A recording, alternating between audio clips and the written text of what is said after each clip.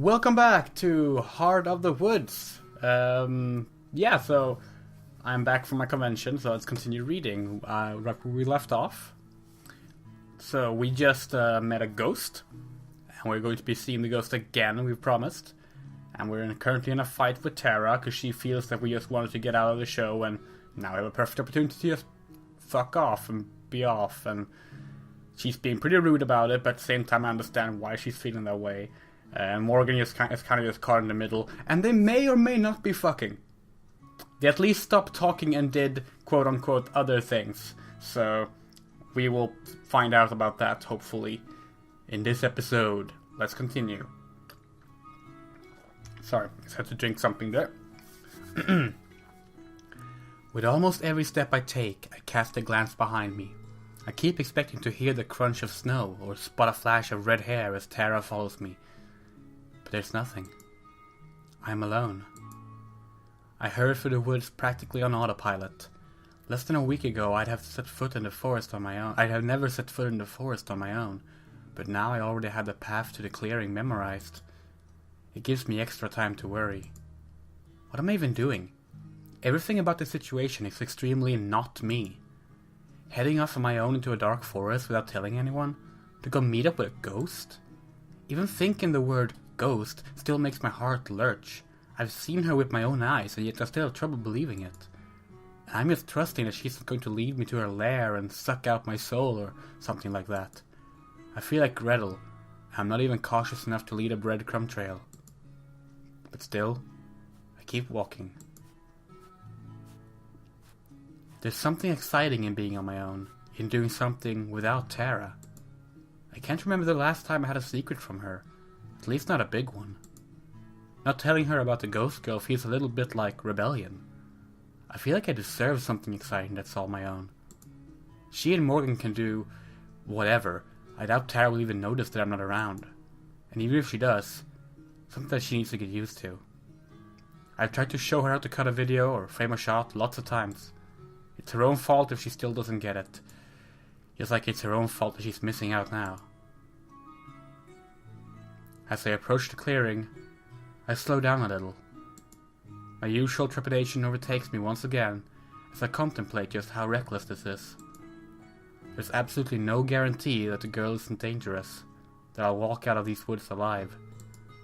Normally, I'd chastise Tara for following her gut instinct, which dictates probably 70% of her decisions.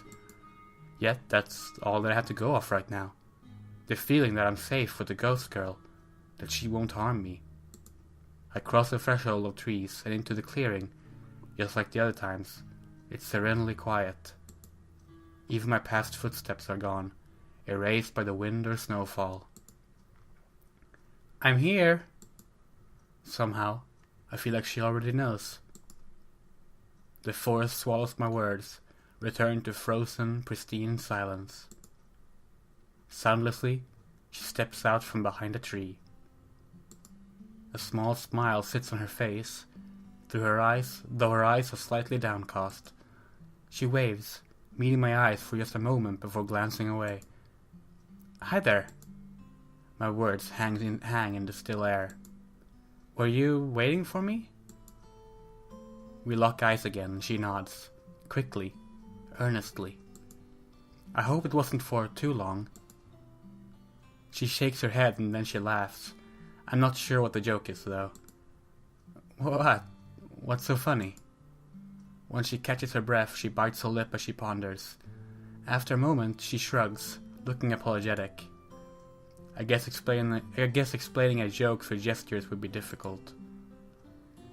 She sidles up next to me, and I fight the urge to step back. I've decided to trust her. My instincts still belie my nerves. But what she seems to be most interested in is the bag slung over my shoulder. She simulates opening the bag so that she can see into it. Nosy, huh? Immediately she backsteps, waving her hands in a frantic, apologetic motion. Sorry, I was just kidding. You can look. She regards me like a timid deer as I hold the bag open for her to see. Inside are a couple of books that I picked up in the village this morning. I hold up the first one, small and square and baby blue. I got a really strange look from the person who runs the bookstore because of this one. It's a book of baby names.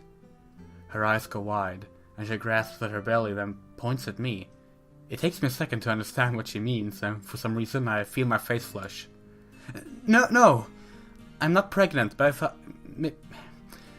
Maybe you could use it to show me your name. If it's a name that would be...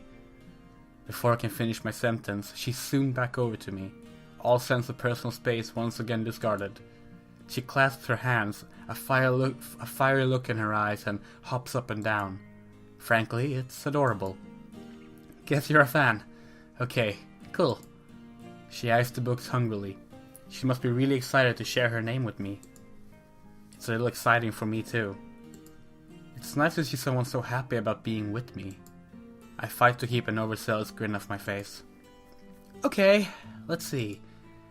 I look around. Aside from trees and snow, there isn't much. I wonder if there's something about this place in particular that the girl likes. Is there somewhere nearby where we could sit down? It feels a little weird to just keep standing. Finger on her shin, she ponders. Then she turns and points towards the woods, even further in. I can tell from the look in her eyes that she's uncertain. I swallow a lump in my throat. I've come this far, after all. Sure, that's fine. Lead the way. She does so, but never gets too far from my side. Every few steps she glances over at me as if making sure I'm still here. That feels a little backwards to me, but in a nice way. I don't really feel compelled to break the silence either. Of course, part of that is because any conversation would be one-sided. But also, she looks content, like she's just happy to be here. I am too. The silence doesn't feel vast and overwhelming, like it has with Tara. It feels warm. Before too long, I realize what our destination is. This is nearly the same path that Morgan took us down just a couple of dusks ago. I recognize some of the more grotesquely warped trees. We're going to that church. Eyes wide, she nods, probably surprised that I know of it. One of the villagers showed it to us a few days ago. Me and my friend. It feels weird to just call Tara my friend. Usually if I'm talking to someone about Tara, they've met her. The girl just nods silently yet again. I don't know why I added the word silently there. She can't nod with sound. I don't know, it just felt...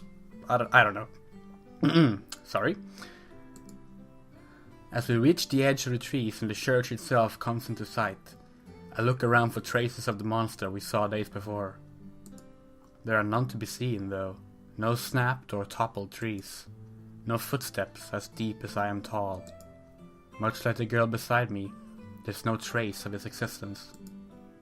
I look over to the door of the church, where she's patiently waiting for me. Once again, I fight back all my fears and hesitations, and head for the door too. It's too late to turn back now. The door is still slightly ajar from our visit days ago. A thin trail of snow powders the entryway, but otherwise, the church is dry. It's still unnaturally warm. I wonder if that has to do with the girl too. From the way she walks, I can tell she's familiar with the place. She heads to the front, stopping just shy of the altar, where she turns around to face me. Being back here is a little unnerving, and I slowly approach her, though she hasn't given me any reason to be suspicious. The image of those monsters' eyes is ingrained in my memory. But this time, there's no howling wind or earth-shaking footsteps, just the one girl, waiting patiently. I give her a smile as I sit down on one of the pews near the front. It's hewn from stone, it's hewn from stone, smooth and rigid. She takes a seat right beside me. Hey, it's this CG! I used this CG for the first episode of this read-through, and yet it took me until the third episode before I realized that this girl right here was not one of the girls I had met in the game. Because I initially thought that Maddie was going to end up with Tara. Or possibly that they were already a couple. It feels so long ago now. Alright, let's continue. Normally, being this close to strangers makes me uncomfortable. But with her, I don't really mind. Part of it is, of course, the fact that I can't feel her at all. But the other part is that it It feels kind of pleasant to sit together like this. I hastily pushed that thought out of my head. She's a ghost. She is literally transparent and insubstantial. I rummaged through the bag and grabbed the book of baby names. Okay, so first... She bounces up and down with anticipation as I tear off the plastic cling wrap and stuff it in the tote bag. Is the first letter early in the alphabet? She nods and holds up one finger. I? L? 2 shakes of her head. She touches her index fingers together and uses the middle to cross between them. Really, Maddie? You couldn't figure out that 1 meant A? That was pretty obvious, but okay.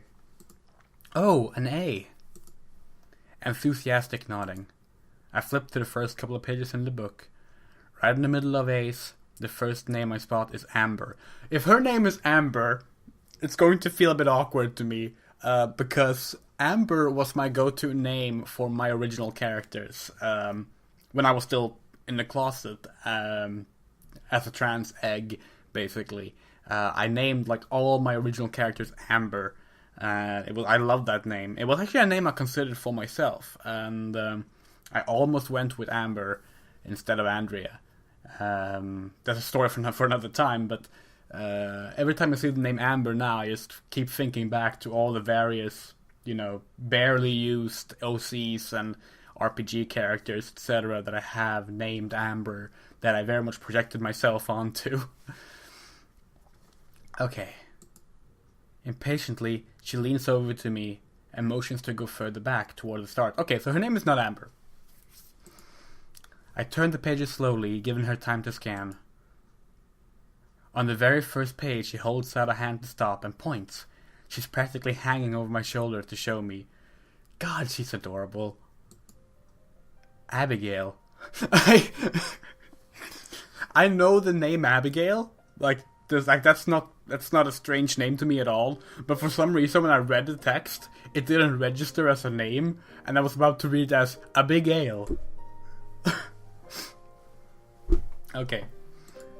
Your name is Abigail. She gives me the biggest, most radiant grin I've ever seen as she nods. Her joy is infectious, and I can't help but smile too. Abigail. I repeat it, and she looks even more joyful. A beam of light breaks through the glass window, illuminating dust motes that makes it look as if she's sparkling. We lock eyes, and I feel my breath catch in my throat. The look in her eyes, pure, unadulterated happiness, is something I've never seen before. They shine with tears. The good kind. The kind that brings out the color of her eyes. The radiant kind. I didn't know I could make someone happy like this. I quickly look away, back to her now irrelevant book in my lap. Anyway, Abigail. I had a couple of questions. Is that okay? Abigail nods. So maybe this is rude to ask, but are you a ghost or are you something else? Before we continue, I just want to say that it seems that Maddie could have done this an easier way than just, borrowing a book of names. Like, pen and paper, help me figure out the name. What's the first letter of of your name? Oh, it's an A. Okay. What's the second? And she would have done, number 2. Oh, it's a B. And you would have, you could have done this without buying a book, is all I'm saying. It was a very cute scene, and I'm happy it was there, but Maddie didn't think as far ahead as she could have, is all I'm saying. Abigail closes her eyes and, with a sad smile, nods. I'm sorry. I'm not sure what the appropriate response to something like that is. Then, are you from Eisenfeld? Nod. Do you know a girl there called Morgan? She shakes her head. That makes sense. I'm sure Morgan would have mentioned her before, if so. So have you, been a ghost for a long time then? I cringe a little as I ask. It seems gauche, although I'm not sure entirely what proper etiquette is for this kind of conversation. In answer to my question, she nods again. Do you know how long? I shrug. She holds up 2 fingers, then 2 fists. 200? Another shrug and a nod. 200 years. I murmured to myself in slight disbelief. It could be more. I doubt she'd been keeping track of every day. The world out there, the world I come from, it may as well be another planet for her. I'm sorry. It's incomprehensible to me. I can't fathom that much time passing, unable to talk to anyone. How lonely that must be. She's closed her eyes yet again. Though I've been interpreting her silence as serene, I wonder if that's how she feels. These yes or no questions are practically the extent of what I can ask her. There's still such a gulf between who she is and what I know of her. Centuries worth of solitude. In all that time, have you ever spent time like this with someone else? Without opening her eyes or looking at me, she shakes her head again. I'm the only one? Nod.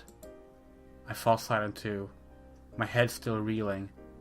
There's so many things I want to ask and want to know. How did she die? Why did her spirit stick around? Does she know about the thing we saw in the snow? Why am I the first person she's shown herself to? But there's no way she could answer. Even if she could, I wonder if she'd want to. Is it impolite to remind a ghost that they're dead? It's morbidly funny to me that these are questions I have to ask myself. Tara would love this. I pushed that thought out of my head too. Tara's not here right now, it's just me and Abigail. Would you like me to read the other book? Her grin returns, the moment of melancholy dispelled. Seems I made the right call in changing the subject. I show the cover before I crack it open, enjoying that new book smell. This is a book I read a lot when I was younger.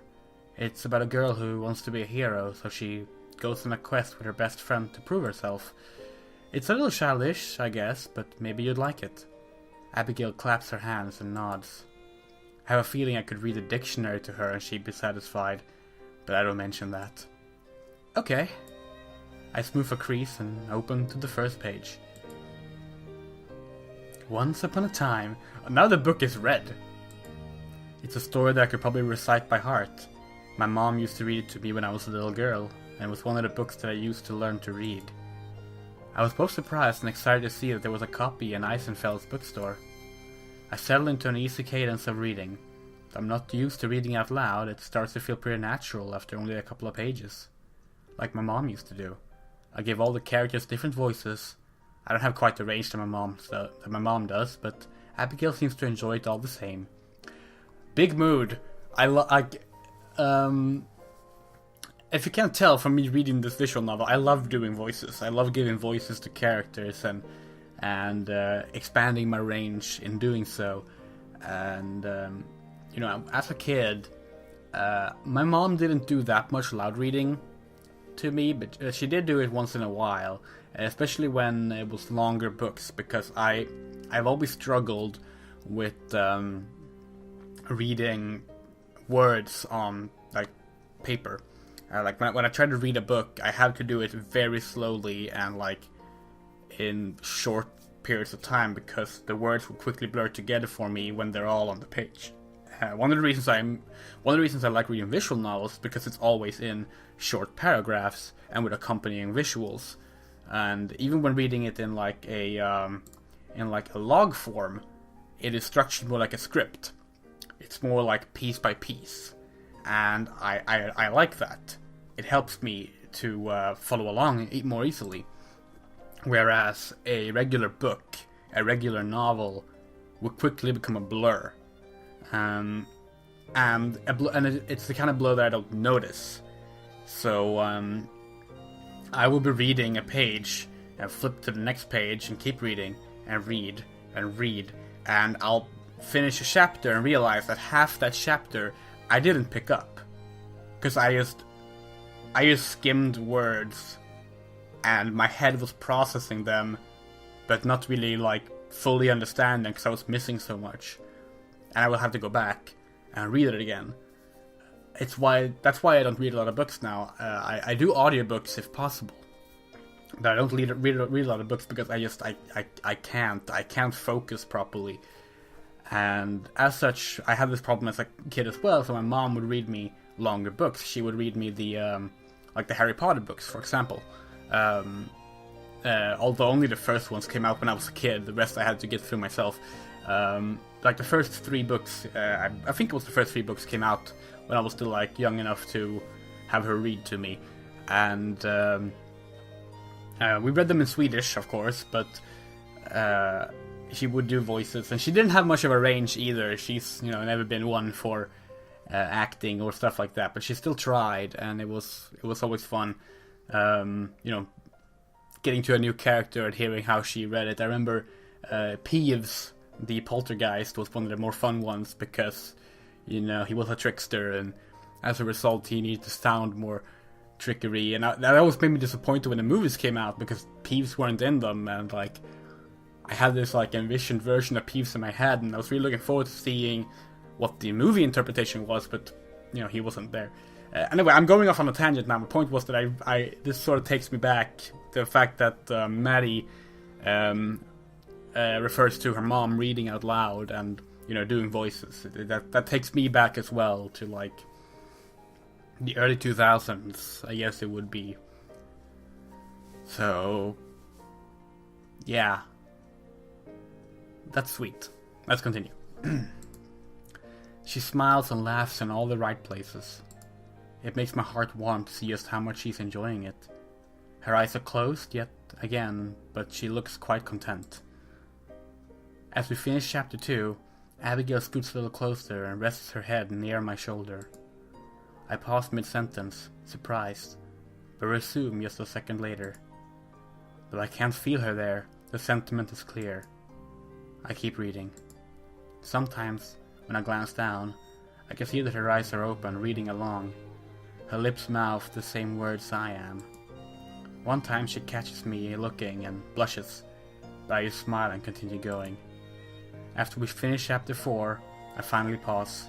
My mouth is dry and my jaw is starting to hurt a little bit. I must have been reading aloud for close to an hour. Even though I stop, Abigail doesn't sit up or open her eyes. Her hand rests on my arm, and I set the book aside. Do ghosts need to sleep? That's another question I can ask, but maybe at a different time. Right now, I'm happy to let her pretend. Quietly, I hum a song. It's something from the radio, a title I can't remember, but that's always stuck in my head. I'm extremely off-key, I'm sure, but I don't care. It just feels right. When I stop, she finally opens her eyes and sits back up. As we gaze at each other, she mouths 2 words I don't have to be good at reading lips to decipher. Thank you. No problem. I hope you like the story. First she claps, then she places one hand over her heart. I laugh, flattered but also a little embarrassed. I think that's all I can do today, but we should read more sometime. If you want to, I mean. I already know the answer, but she gives me an emphatic nod all the same. Okay, it's a promise. She touches her heart again, and I smile. I should probably head back to the cabin soon. People will start to get suspicious if I'm gone for too long. Abigail cocks her head like an owl, curious. I haven't told my friends about you yet. It's sort of like our secret, I guess. And I want to keep it that way for a little while longer. She smiles in agreement.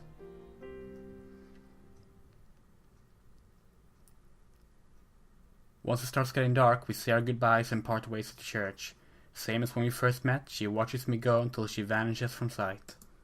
As I head back towards the cabin, my head is swimming, or maybe drowning. It's hard to think of anything but Abigail, all alone in the middle of the forest for centuries. What's her story? I want to know, but I doubt I ever will. Yet I'm already looking forward to seeing her again, even though in the back of my mind I'm aware that Tara and I will only be here a few more weeks. It seems almost cruel, knowing that this is all so short-lived. If I were her, would I rather have a few weeks of happiness just to lose it again, or never have anything at all? The question makes my head and my heart hurt. The walk back feels like it goes by much quicker than my journey to the clearing and the church. As I get close to the cabin, I can see that the windows are dark. Tara must be in town or out with Morgan somewhere. I wonder if she noticed I was gone. My musings interrupted by the sudden sound of footsteps in the snow. The mayor steps out from behind a tree, just like Abigail did earlier. Good evening, Madison. Evening, Miss Mayor. Where have you been? I freeze. Her tone is sharp, with no pretense of being conversational. Her glare is even sharper. Does she know about Abigail? Or about the Forest Spirit? Surely she would have mentioned it if so. My mind reels while I stall for time. I was out for a walk, in the forest.